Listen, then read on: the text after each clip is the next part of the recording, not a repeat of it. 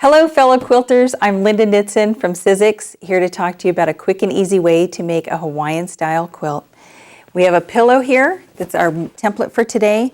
I'm going to show you how to make the center motif that you can use for another quilt or a pillow or whatever you want to make for a project. We're going to also talk about some other ways on how to lay the block out. So put this aside for now. And we're going to talk about the supplies that you're going to need, starting of course with a machine.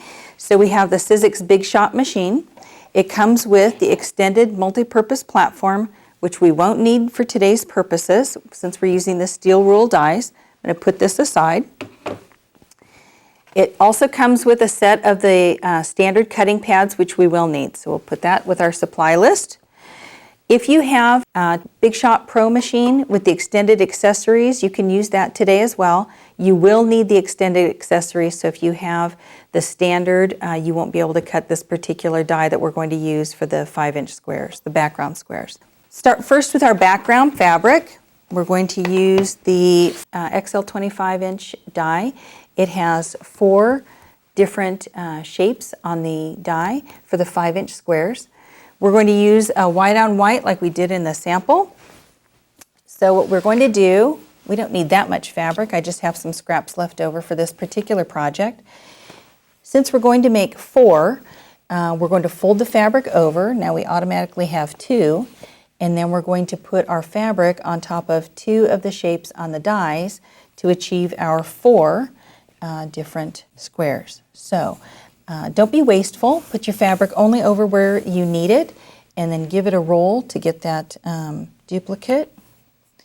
Now this extra that we have hanging over the edge you are going to need to protect, so we're going to sandwich it between our cutting pads. So you always need a cutting pad at the top and a cutting pad at the bottom.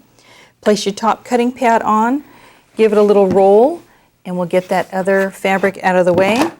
Place your cutting pad on the bottom. Now we've got our Sizzix sandwich. Bring it to the machine.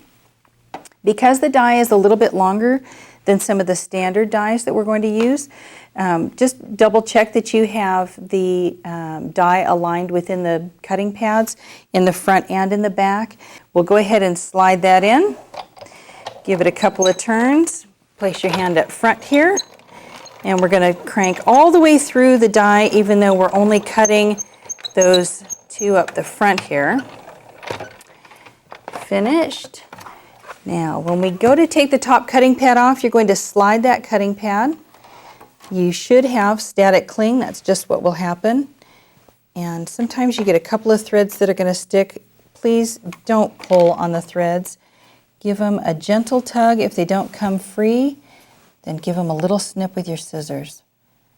The next thing you're going to need is the flower die here, which is all in one.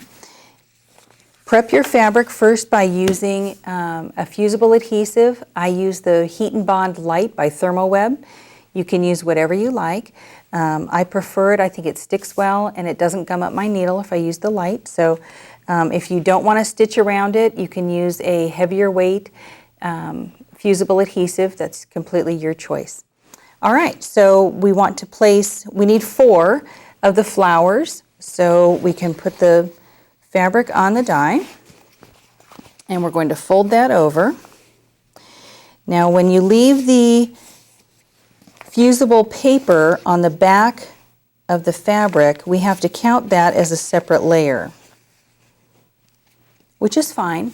Our maximum thickness that we can use between the cutting pads is 8 layers. So let's double check. I've got 1, 2, 3, 4, 5, 6, 7, 8. We're in good shape.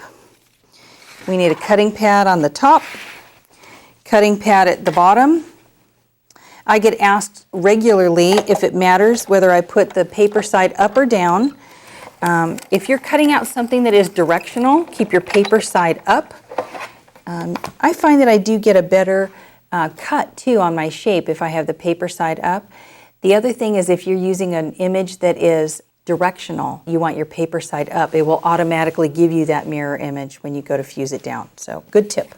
All right, slide your cutting pad off. Then we have our pieces here that we carefully release from the back. And again, sometimes you end up with a little clip in the corner here. Then we take our background piece. Now make sure if you're using a white on white that you have the pretty side facing up. Peel the paper off of the back. And you're going to position the corner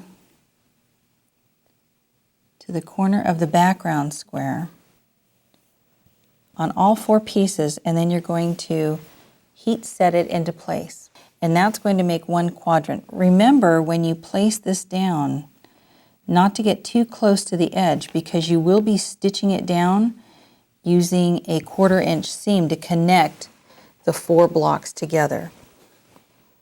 Okay? So now once you have all 4 pieces heat fused into place, you're ready to lay out your design. If you're going to do the pillow with the Hawaiian motif like we have here, then you want to sew them with the center pieces going into the middle.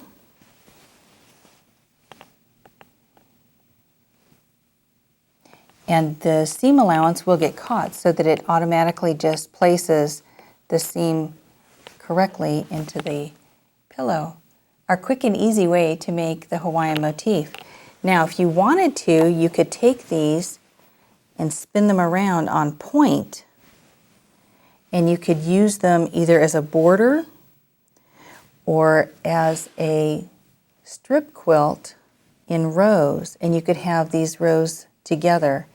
You can also use a tumbling block in the bottom portion of it, and it would create a flower pot effect. So you automatically have your bloom and your flower coming out of your flower pot. Quick and easy way to make the Hawaiian motif today. Hope you enjoyed the quick video. Thank you.